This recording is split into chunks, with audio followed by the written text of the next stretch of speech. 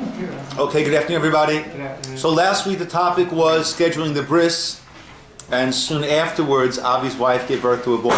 Okay? Today's topic is tzedakah. So soon after, I expect everybody to quickly give tzedakah. Okay? Next week will be Mashiach, and we'll be all set, and that's it. We're all good to go. Okay. Okay. So tzedakah. Right? So let us begin with the sources of tzedakah, the understanding of tzedakah, and the philosophy. The philosophy that goes on in terms of tzedakah. Right? The famous question that was posed to Rabbi Akiva, I believe, was if God wanted the wealth to be distributed, then God would distribute the wealth. So are we interfering with the master plan if we are going to distribute wealth? Actually, that was the mindset of Sodom, right? That their society was set as such. Their society was set. Their society was set as such that it would completely discourage anyone from helping anyone else. Okay, so we know that we have the general category of chesed. Chesed encompasses all acts of kindness that we do for one another. Right? That includes inviting, escorting guests, visiting the sick, being masameach hatan v'kala, bring joy to groom and bride. The chesed shel emet, the true chesed, is anything dealing with the burial of the dead, right? And that also includes tzedakah. That also includes tzedakah, which is poorly translated as charity. The reason I say poorly translated as charity, because there's a certain connotation of charity, which really is almost the antithesis of what tzedakah truly is. Okay, but tzedakah is the chesed that we do with our money towards those that are in need, be they individuals, be they institutions. So let's begin. Source number one, and a thanks again to the Morasha syllabus from the, well, part of the get the whole example. N-R-E. Okay, this is from the Morasha syllabus. Yes. Should we just like translate it like righteousness, and it's really not about my chesed and somebody's pity on somebody. It's just okay. You have to do it. You have to cut it. We will see. We will see. There are quite a few. It's not about how I like the guy. Pity on Correct. someone. It's not about me being this wonderful, gracious, magnanimous person who takes pity on those who are under me, those who are not as graced in God's eyes as I, evidenced by the fact that I have what to give and they need to receive. Right. That's the connotation of charity. Charity is almost my going above and beyond what could ever be expected or what should be expected of me. But I'm such an amazingly graceful person, right? To me, that's the connotation of charity. Okay? And we will see. So let's begin with the first source, which is right there in our Torah, in Sefer Devarim, Perek Tetvav, Psukim Zayin to Yud Aleph. Ki yeh b'chayav yom, when there will be me'echad achecha, ve'echad sharecha b'artzecha, if there will be any of your brothers, right, in one of your settlements, someone who will be poor, in the land that Hashem your God is giving to you, and you might harden your heart, do not shut your hand, do not clench your hand from your brother who is destitute, from your brother who is in need. Rather, rather you should open up your hand to him. and extend to him anything that he is lacking. You should extend that to him. Naton titain lo, give to him. V'lo yira levavcha, and your heart should not feel badly, betitchalo, when you're giving to him, thinking, well, now I will be losing out in the process. Ki b'glal hadavar zeh yivarecha Hashem lokecha, v'chol ma'asecha v'chol mashlach yadcha. It is because of this that Hashem will send a blessing, and a blessing actually means an increase in all of your actions and all to which you send forth your hand. Ki lo yachtal avyon v'kerev haaretz. Right, there will never cease to be poor in the midst of the land. Al kanuchim et al kanuchim tzav chalei more. They are commanding you, saying, "V'tov tevachas yad chalachicha." Open up your hands to your brother, la'aniyecha, to your poor, u'levyonecha, and to the destitute that is ba'artzecha, that is in your land. Now, we have certain mitzvot of the Torah that are specific to certain people. We have certain things that apply to Kohanim, certain things that apply to Leviim, certain things that apply to landowners, certain things that apply in Israel, certain things that apply to males, certain things that apply to females, certain things that apply to kings. We have different categories. So as not to make any mistake in this matter, the Rambam in source 2 in Matnat Aniyim, 7th chapter, the 5th halacha, says as follows: Ba'ani v'sha'al de machsaro ve'ein yad hanosein maseget notein lo kafi hasagat yado. Okay, if one does not have a poor person comes and asks for that which he's missing, and the person to whom he is addressing this request doesn't have the ability to completely take care of the poor person's needs, it's not an all or nothing situation. Notein lo kafi hasagat yado. He should give him according to that which he can do. Shulchan Aruch, code of Jewish law, codifies this: Kol Adam chayav litain tzedakah. Every person is obligated to give tzedakah. I'm not going to translate it as charity as it does over there. Afilu ani, even a poor person, hamitparnes min tzedakah, who himself is living off of the tzedakah that he or she receives, chayav litain mima sheyitnu lo, is obligated to give tzedakah from that which that person is given. Okay. Money plays a big role in our lives, in the functioning of society, and in Judaism. Importance is attached to this. Okay? So this is from the Ner LaElef. Ner LaElef is an organization which trains mostly men, I think also women, but it's based in Israel, and it trains couples that they're part of this program as they're studying wherever they're studying in Israel. This is in addition to their main place of study, and they receive a certain stipend, I believe, and then once they graduate, after they finish, I think it's a 2-year course, they must go outside of Israel, and they must find a position in some sort of community where they will be involved in teaching, in communal work. And there's a lot of great material that they put out. It's called Ner LaElef. Ner LaElef comes from the expression that you light one candle, one ner, that can be enough for an elef, for 1,000 people. On Mount Sinai, Moshe Rabbeinu could not understand the nature of the half shekel that the Jewish people were commanded to contribute for the upkeep of the sacrifices in the temple. Everyone needed to give the machatzit hashekel. Why should a simple coin be mysterious to Moshe Rabbeinu? We understand another aspect of the Mishkan that was mysterious to Moshe was the menorah. We understand with all the intricacies of the menorah that was something that Hashem illustrated and demonstrated and showed Moshe. But what is the simple coin?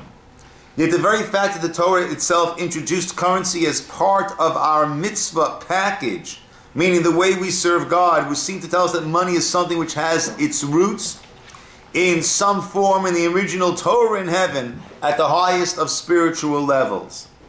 It was this idea that a heavenly force could somehow translate into mere currency that Moshe struggled with.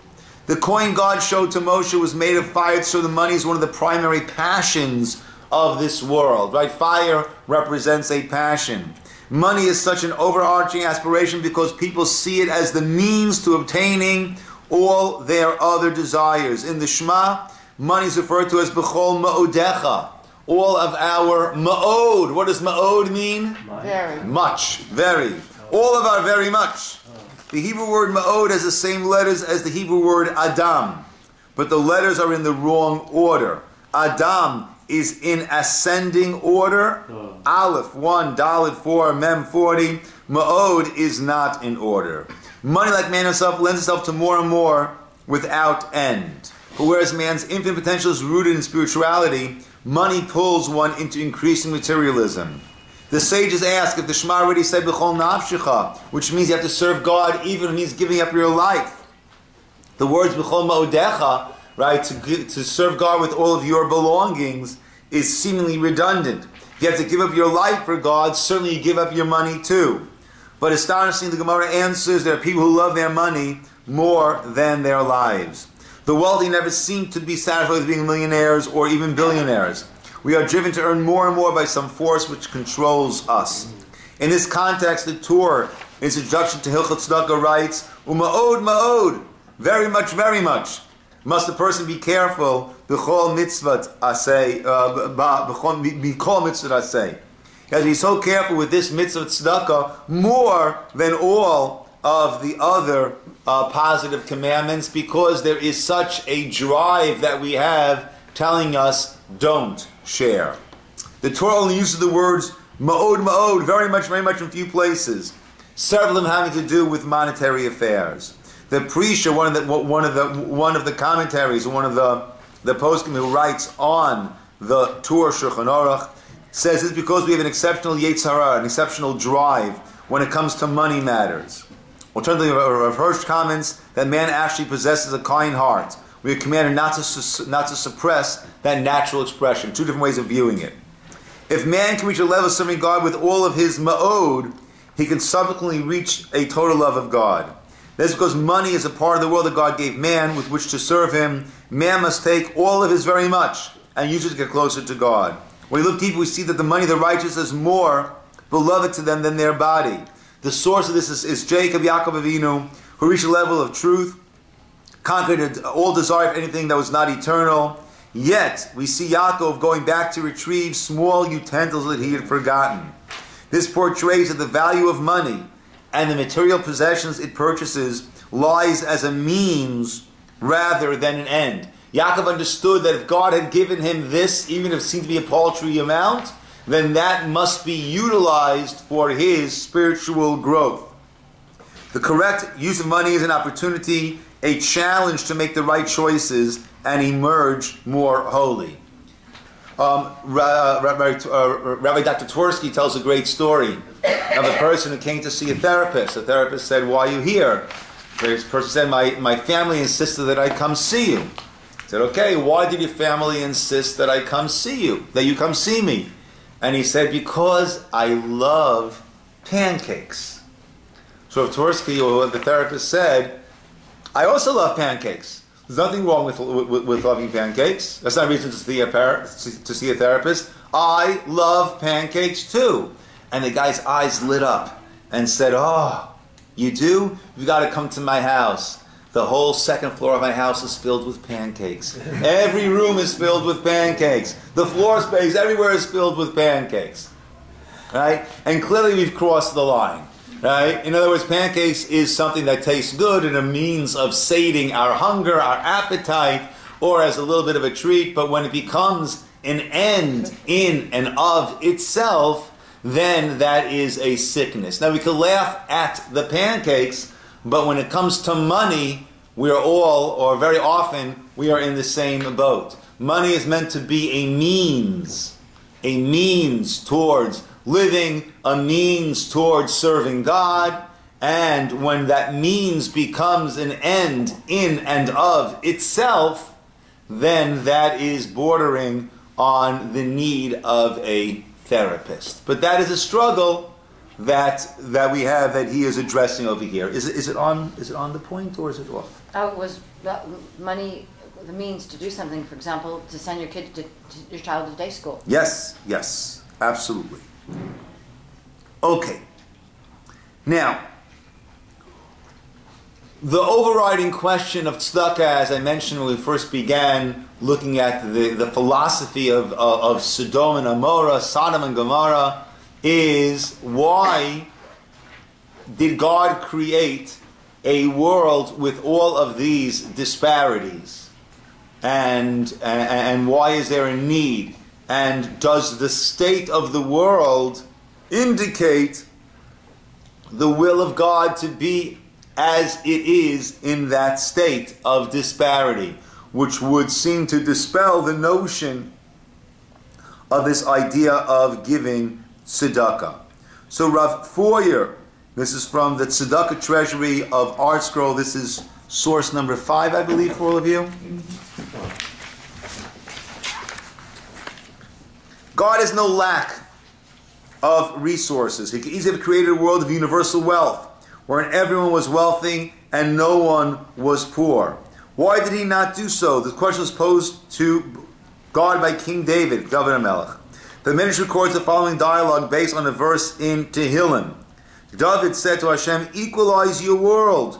Why must there be such a huge economic disparity between the rich and the poor?"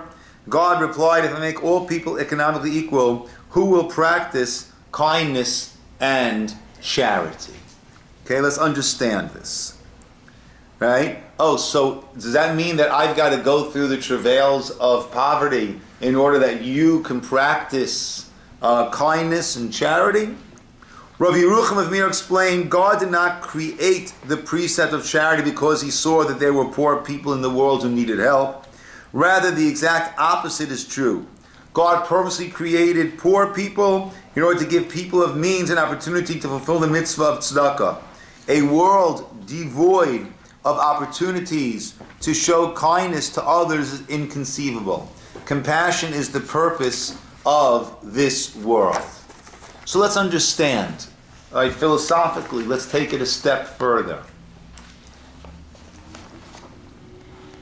At transitional points in people's lives, the traditional Jewish wish is to say to them, Mazel tov. Mazel tov. What does Mazel tov mean? Don't say congratulations. Good luck. It doesn't mean congratulations. No. Right? Now, does it mean good luck? No. Well, luck, we're not big on, sorry Basil, we're not big on luck. Good fortune. Right?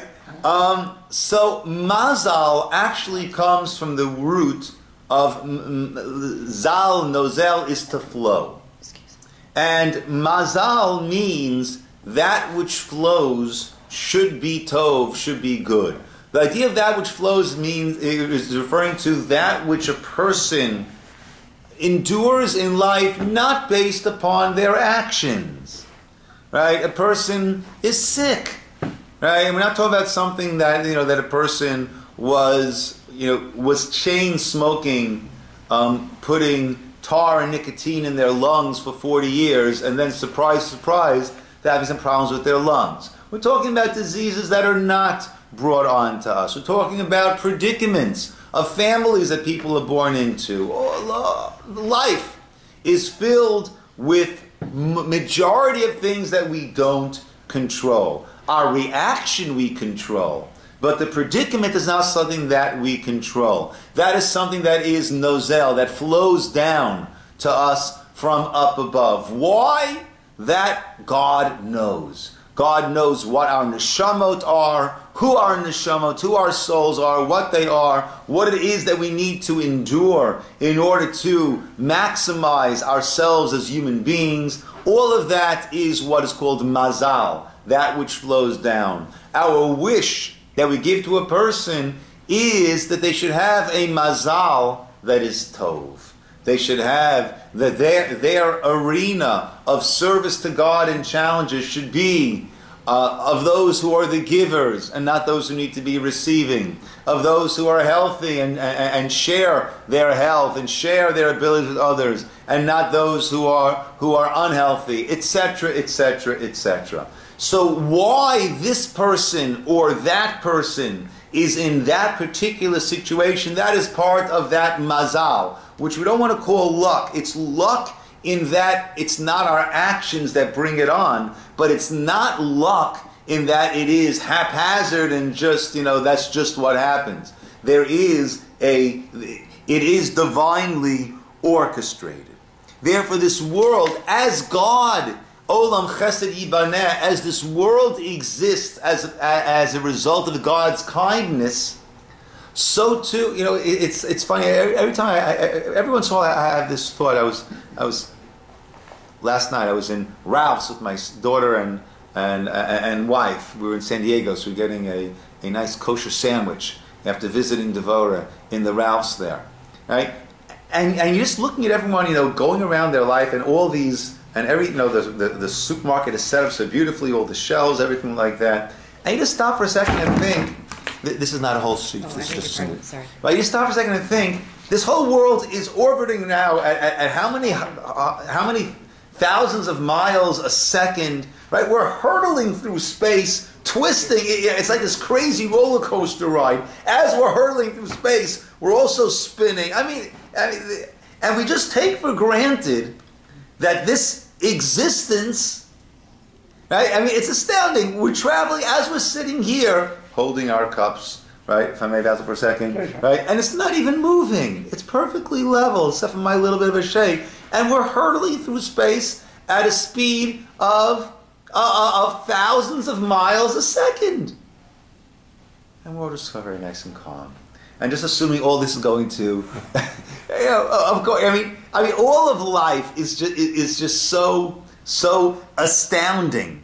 So astounding. That is the chesed of this world. So we've got to chime in too. And we've got to do our chesed. Now chesed for those who have means, so the chesed will turn into tzedakah, into helping. For those who are not of means, there are myriad ways to plug into this olam chesed yibaneh. Why this person is given this palette of opportunities and that person is giving a different palette of opportunities, that is the artist in the sky's decision of which colors are put onto each person's palette. And then it's our job to make sure that we use those to make the most beautiful production, the most beautiful creation that we are able to do. Sefer HaChinuch goes through all of the mitzvot, all 613 as he enumerates them, and gives the reason behind them. Mitzvah halva lani, the mitzvah of lending to the poor. Shorosh mitzvah, the root of the mitzvah. Sherasa hakayel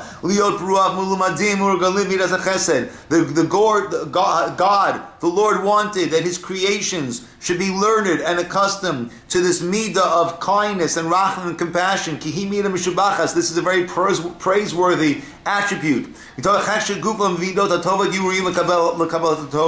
And by making ourselves better by giving, we make ourselves worthy of receiving good. Good comes to the good. And by God giving out good to the world, that is a fulfillment of, as we understand, His purpose of the world. If not for this, God would on His own is certainly able to and would certainly supply that which those are missing. He would do that unilaterally. Rather, it was His kindness that He made us the shluchim to give us that merit, to give us that benefit. The Sefer Chinuch speaks about, the world was not created in a perfect way. And he says the very first mitzvah that a boy undergoes, Brit Milah, circumcision, or the covenant of circumcision, is to show that very idea, that it's not a perfect world. Get in there and fix it. And the same way that in a physical sense we need to get in there and fix it, so too in a spiritual sense. In In an economic sense, we've got to get in there and fix it. Rabbeinu Yonah in Sharei Tshuva writes, Naton titein lo v'lo yireh levacha b'titin lo, the pasuk we quoted above, give to him, and do not do with a heavy heart, do not feel bad in your heart when you give. We are commanded to remove, to distance ourselves from a stingy approach, and rather to be generous. And it's not enough to simply give, but we must implant within ourselves, right, into our nefesh, this midah, this attribute of sharing, of giving. Right? It should not bother in your heart as you are giving. Don't clench your hand. Don't harden your heart. This removes from us the midah, the attribute of cruelty. Rather than to plant inside the seeds of compassion and kindness. As it says, we are meant to emulate and go in God's ways. Okay,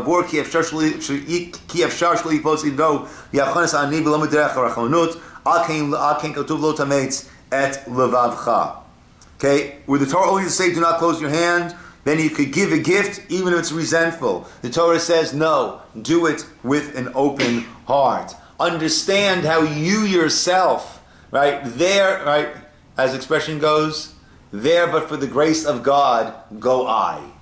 Right? And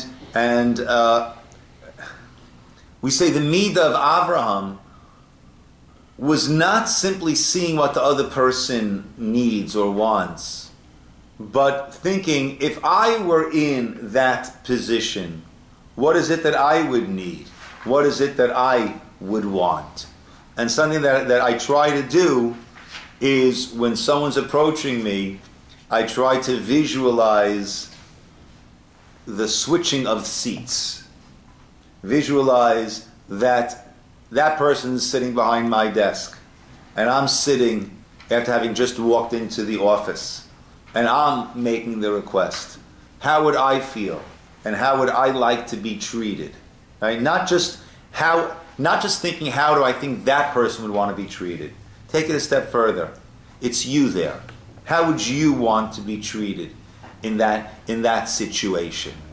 Do unto you as you do unto others. Yeah, but actually put yourself there, in that place. Yes, Jen.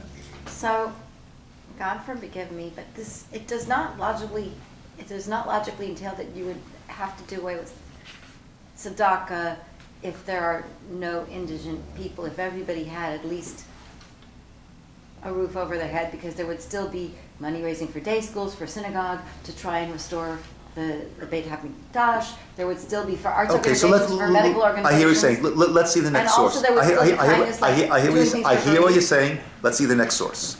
Okay, Ravolbi writes, giving tzedakah challenges us to learn to understand what another person truly needs. B'asher yechsar lo ein noramut. Right? There aren't any norms. Okay? Kishem shideotein shonot, kach mechusrein shonot. The same way that we different personalities, so too our needs differ. Arotz liot ish chesed tzarich l'tamei l'rot hazin ma yechsar lo. I think this does address the point that you made, Janet. I think when there are people in need, then that challenges us to go beyond ourselves, to go beyond our own experiences. And it's very different when there's a person in need as opposed to the Beit HaMikdash needs to be rebuilt, an institution needs some funds. And there is something that we experience and that person experiences that it's hard to imagine another situation creating those same experiences. Why does that person need to go through it? Who knows? Perhaps that person, who knows? I don't want to say because I'm going to say, oh, that person, right? It could be that the person, perhaps even in a different lifetime, had a certain degree of haughtiness and now needs to be humbled. right? Who knows? Who knows? Who knows? All right? God knows. And it's very important, even when we have different possible approaches as to why a person might be in a certain predicament, it's so crucially important not to say, oh, this person, that's why. Right? That's for God to do. That is not for us to do. But we are acted upon by our actions. And therefore, by actually going and finding out and what a person's needs are and helping that person in a gracious, generous manner. Right? I know of someone who helped out a friend, and the friend kept saying, oh, thank you. And this person said to the friend, listen, I know that if the tables were reversed, you would be doing a lot more for me than I'm doing for you. So you could thank me, but let's keep it in perspective. Right? And there are so many lessons that learned, and there's so much that a person goes through. The Rambam writes, Hamalot lo yigil adam lefi rov godol ha'maaseh, lefi rov mispar ha'maasim. Right? Character traits become ingrained in a person, not according to the greatness of the act, but by the rov mispar, the great number of acts that a person does.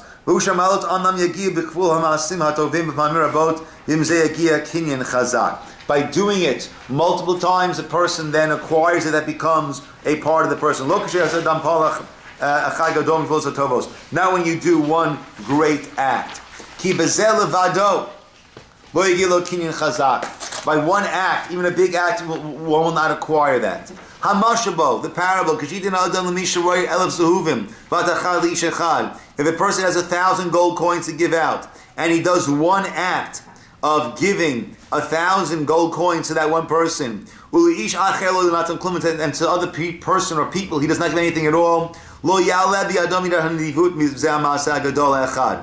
will not have that same effect from that one great act that he did as to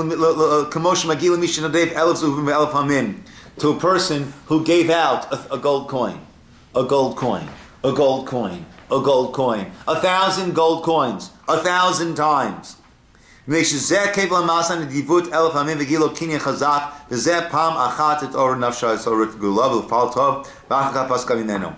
was a repeated act over and over, as opposed to a one-time act. We are acted upon, Adam nifal kafi pu'ulotav. We are acted upon by our actions, and by these acts of giving, these acts of sharing, these acts of kindness, these acts of compassion, we become compassionate, kind people. Ray? I could give out $1 to 1,000 people, and it's not going to affect them, I don't think, really at all. But if I gave one person $1,000, it might change something for them. Okay.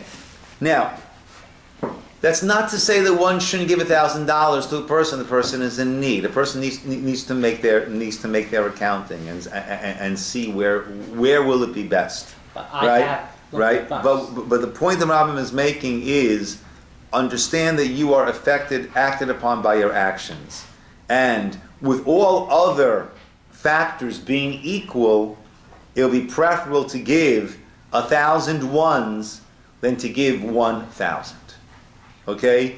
It's not across the board. That's what I'm saying. With all other factors being equal, understand that there's a tremendous benefit of putting yourself through the act of actually going ahead and doing and giving. So the Gemara also says in Kedushin, mitzvah bo yotami b'shlucho. It's greater if you do it yourself than if you send a shaliach, you send an emissary to do it. The more involved personally that you are, the greater the effect that it will have on you. Okay, let's get to this idea of this tzedakah. Okay?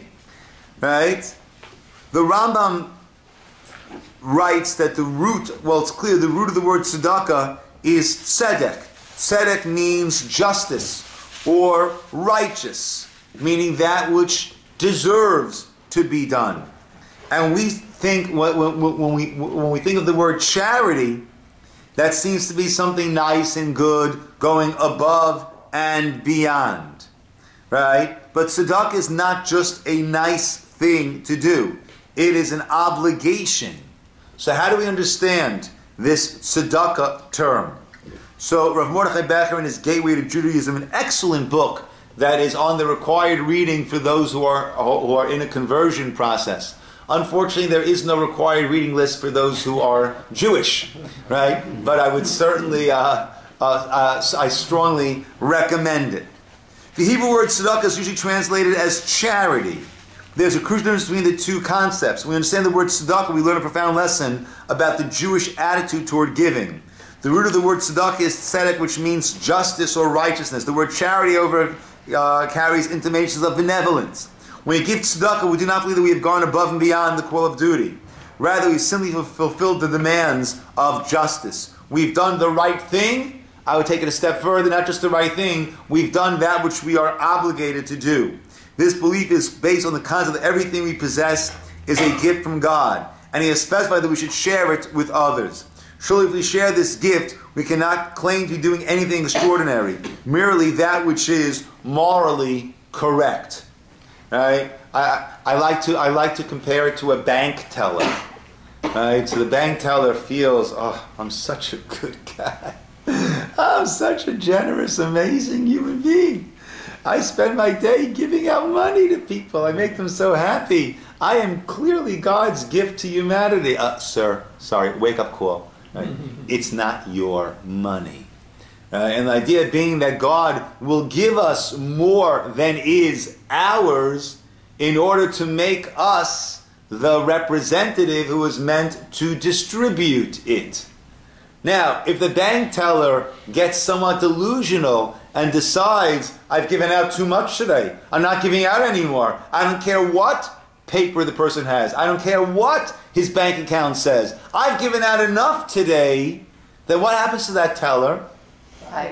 He needs to find another job, right? He will no longer be in charge of distributing that money.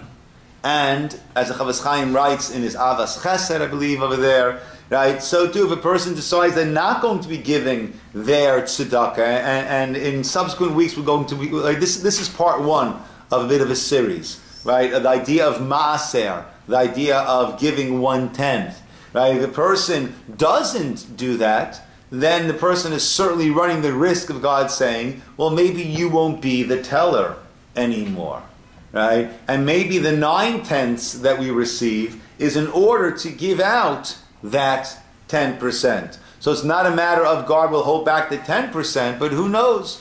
Who knows what the future will hold? The Rambam in Mor Nevuchim says, Umilat tzedakah, the word tzedakah, he nigzeret mit tzedek. Again, it comes from the root word tzedek, v'hu, which means that which is straight. V'ayoshu lagia kol bal chok l'choko, that everyone gets what is due to them. Everything that exists should get that which it deserves. The inyan rishon lo yikru b'sifrei nevuah chukim shedechai behen lezulotcha kishet tzedakah. Ki kishetifra l'schir scharo o tifechovcha lo yikra tzedakah. Right? It's not charity. Right? If you pay someone what's coming to them, right? I don't make a charitable contribution in order to pay the wages of the person who worked. Kirufot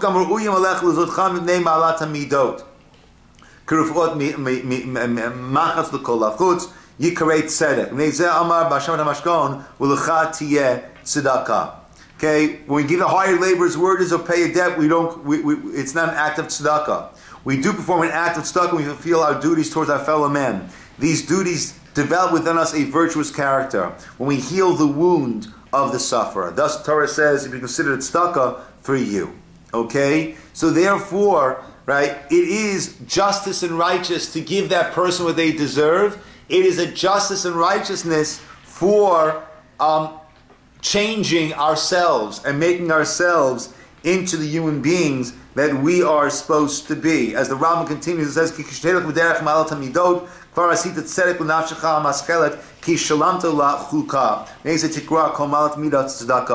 when we conduct ourselves virtuously, we do what is tzedek for our souls, paying what is due unto it. We have a debt to our neshama, to our soul, to nurture it, to have it grow, blossom, develop. That is the tzedek. That is the responsibility that we have. Famous story of Don Abarbanel was an advisor to the king in Spain. And there were those that were jealous of his success, and they told the king that the Abarbanel is embezzling money from the royal treasury. The king did not want to believe this, but they kept pestering him until he asked the Abarbanel, Don Abarbanel, to provide him with an accurate accounting of all he owned. Several days later, he presented the king with a list which amounted to a relatively small sum. "This is hardly a tenth of what I know you own," the king said to him. Why are you coming to me with this number?" He responded, "When your majesty asked me for an account of my possessions, I knew it was because some of my enemies have been maligning me. If they succeed, then your majesty will confiscate everything I have. Thus, those are hardly things I possess, because I can lose them in a moment. I therefore made a calculation of whatever money I have given to tzedakah, to charity, because that can never be confiscated from me. That is mine for eternity. That is truly mine. And what I have given away is truly the only thing that I can say that I own." Famously, the pasuk in the Parsha Truma speaks about V'zot HaTruma Asher Tikach. These are the donations that they shall take. What do you mean donations they shall take? These are the donations that they shall give, not the nations they shall take. And the commentators offer the same explanation as I just mentioned over here. That which you give is that which you take. That is yours for eternity. Everything else, we don't know what will be to it. Right? So tzedakah, it's the Jewish outlook on money. Everything we have comes from God. Some people are lacking what they need. Tzedakah is a way for us to partner with God, as we mentioned, by the Brit Milah, by the circumcision, to make this world a better place. Okay? The most tangible asset that we own is that which we give away to tzedakah. We'll see the last two sources. The Tur writes, "How can I lose out on this money to give it to the poor? Ki yesh lo da'at, a person needs to know, she'ena maman shalo, the money is not yours. Ela pikadon, rather it is deposited by you. La'asot bo ritzonam afkid, to make sure that you fulfill faithfully the will of the person who deposited, the one, not the person, the one above who deposited it by you. V'zeh ritzono, and his will is sheyichalek la'aniyim mimenu, that you'll distribute it to the poor. V'zeh chelek hatov shelo mimenu, and that is the good chelek, the good portion, the good lot that you have from it. K'dichtiv v'halach lefanecha tzidkecha. The Navi Yeshaya says, right? Isaiah says, your charity, your tzedek, will go before you. That is what blazes the path of a person on their way to their eternity. And lastly, the Chovat HaLvavot says, "Havatech le'Elokim kishivater lo davar al mazono." A person who has trust in Hashem, right, who has more than his basic needs, so he will spend it, he will send it out in a way that pleases the Creator, right, and do it in a generous way and in a happy way. Everything comes from God. Whoever does not trust in God, doesn't see the world, right, there's never enough. And he is hoarding, he's overly concerned about his mammon. and does not fulfill the obligation to the Creator, v'chov v'nei adam meno, and the obligation he has to others. Ve'eno margish bo ad sheyov meno mamono mish'eh zulato. And a person will not realize this until the person is bereft of that which that person tried to hoard. Now, this does not mean that we give away all of our money, right? The Gemara speaks about aser ta'aser, and next week, Thursday, Thanksgiving, we won't be meeting, but next week we will still be meeting. We will continue with this, with the obligation of how it actually pans out in terms of what is the obligation. And the general obligation is anywhere between 10 and 20%, right? 10 is the minimum, 20 unless you are running the Gates Foundation, right? So then 20 is considered to be, for most people, that's considered to be the maximum, right? The Gemara says, otherwise, lest you yourself will end up will end up in need.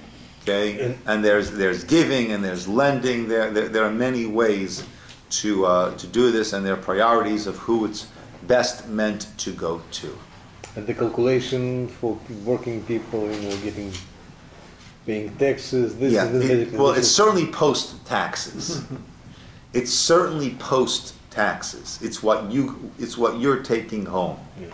Okay, it's what you are taking home. Okay, and if it goes on gifts also. Now, it doesn't mean if someone gives me a nice clock as a gift, I've got to say, that clock is worth $200. I now owe $20. It goes on only on monetary items. And also, if a person were to give money, but not as money, but as an item, right? Someone were to give, here's $200 to buy a $200 suit, right? So that's right. That you give away $20, 10% of that, you can no longer buy the suit.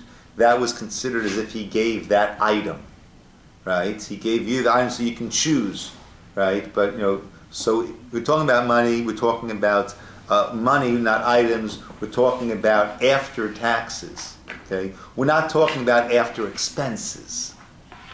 We're talking about after taxes of that which you actually. Probably business-related people who run businesses. No, what I'm saying is it's not after my mortgage and my grocery bill and my health insurance, right?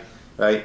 It's after it's that which comes to the person, not including that which goes to Uncle Sam, that we either don't see, or if now you see it, now you don't.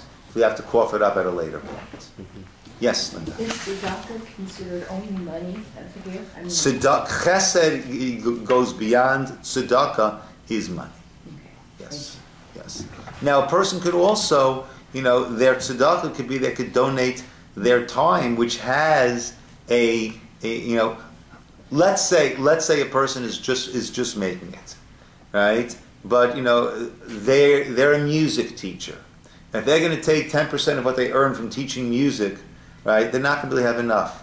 Okay, so what a person can say is, let me give some lessons for free. Right? The money, I can't find more students, but for free I'm sure a person will be able to find some more students. Right? Let me give some lessons to those in need. Right? And so that will cover another 9. Right, that one student can cover another 9 paying students. I want to start now so we can bench, right? Because those who need to go back to work, I don't want to go on for too long. Yes.